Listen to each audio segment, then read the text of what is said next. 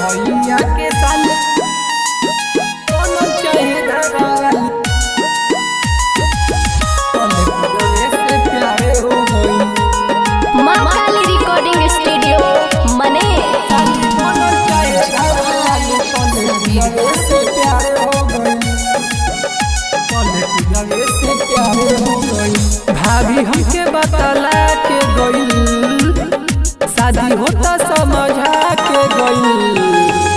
हमरा भैया के साली बनल चाहे घरवाली तोले पूजवे से प्यारे हो गई। हमरा भैया के साली बनल चाहे घरवाली तोले पूजवे से प्यारे हो गई।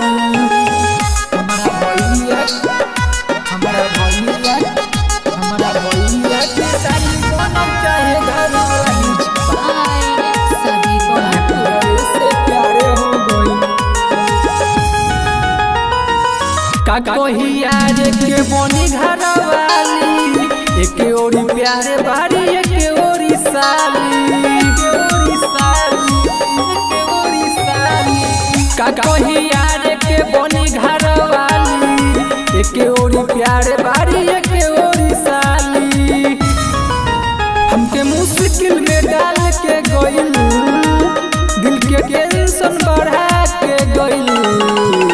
हमरा भैया के साली बनल चाहे घरवाली तोले पूजवे से प्यारे हो गई। हमरा भैया के साली बनल चाहे घरवाली तोले पूजवे से प्यारे हो गई। हमरा भैया के साली बनल चाहे घरवाली तोले पूजवे से प्यारे हो गई।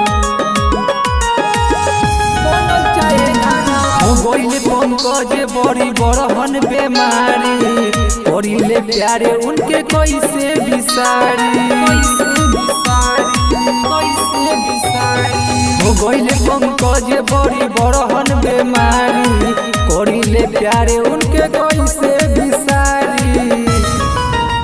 आइले घरे तो हंसा के गइल हमके आँख में धसा के गइल। हमरा भैया के साली बनल चाहे घरवाली तोले पूजवे से प्यारे हो गई। हमरा भैया के साली बनल चाहे घरवाली तोले पूजवे से प्यारे हो गई। का यार दोनों से कॉली का हो।